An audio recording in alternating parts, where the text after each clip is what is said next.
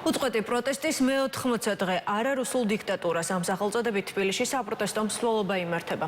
მარშის მონაწილეები ევროპის მოედანზე შეიკრიბნენ, საიდანაც რუსთაველის გამზირზე მივლენ. მოთხოვნები უცვლელია ხელხალი არჩევნები და თავისუფლება აქციებზე დაკავებულ პირებს. ნათია ქენკაძე აშუქებს მსვლელობას და დეტალებით ახლა ის ჩაგვართობა პირდაპირ ეთერში. ნათია, გისმენთ. არარუსულ დიქტატურას ამ სახელწოდებით იმართება ეს კონკრეტული მარში. მონაწილეები ამ წუთებში იკრიბებიან ევროპის მოედანზე და სწორედ აქედან დაიწყება მსვლელობა რუსთაველის გამზირის მიმართულებით და შეკრების ადგილი ისევ იქნება პარლამენტის მიმდებარე ტერიტორია, რაც არის პროტესტის ეპიცენტრი უკვე მე-80 დღეა. აქ იმყოფებიან როგორც რიგითი მოქალაქეები, რომლებიც აქტიური მონაწილეები და ასევე თამგეგმავებიც არიან ამ პროტესტის, ასევე აქ არიან მწერლები, პოეტები, ლიტერატურული წრეების წარმომადგენლები, ზოგადად პოლიტიკოსებიც მოვიდნენ უკვე ევროპის მოედანზე და ასევე მესამე სექტორიც ამ მსვლელობას უერთდება. ეს როგორც აღნიშნეთ არის პროტესტის მე-80 დღე და როგორც ცნობილია შაბათ-კვირას უფრო განსხვავებულ ფორმებს იღებს ხოლმე ეს პროტესტი. არის მსვლელობები და არც დღევანდელი დღე არის გამონაკლისი, რამდენიმე მსვლელობა არის ქალაქის მასშტაბით დაგეგმილი და ერთ-ერთი არის სწორედ ეს ევროპის მოედნი და რუსთაველის გამზირის მიმართულებით. მოთხოვნები უცვლელია, აქ შეკრებილები ითხოვენ ხელახალ არჩევნებს და ყველა იმ პირის უპირობო გათავისუფლებას, ვინც ამ პროტესტის ფარგლებში არის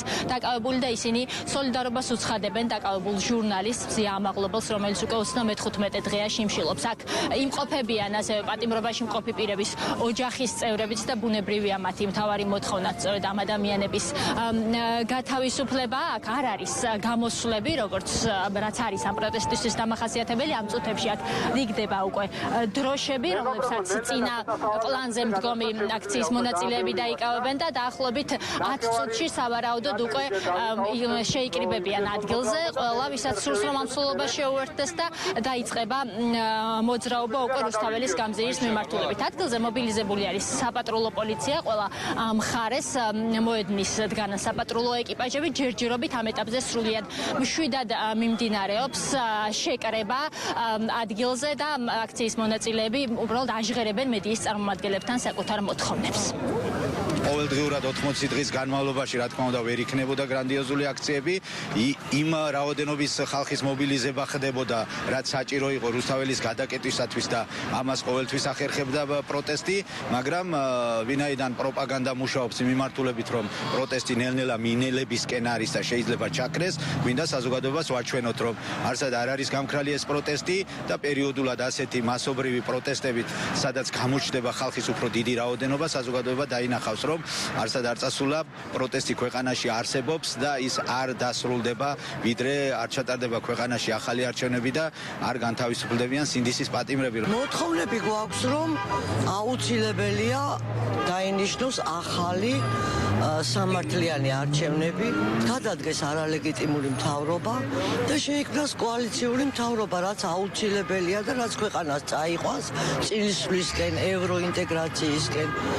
ეს ამაქვს მოთხოვნები. ჩვენ დღეს სოლიდარობას უცხადებთ სინდისის პატიმრებს, თავისუფლება მზია ამაღლობელს და რა თქმა უნდა ვითხოვთ ახალ არჩევნებს, რადგან ეს აუცილებელია, რომ სამართლიანობა აღდგეს.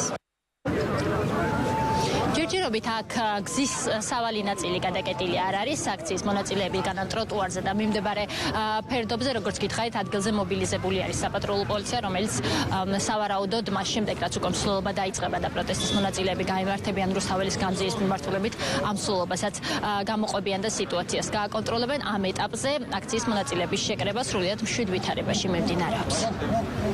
მადლობა, ნათია ქენკაძე საუბრობდა ევროპის მოედნიდან პირდაპირ ეთერში.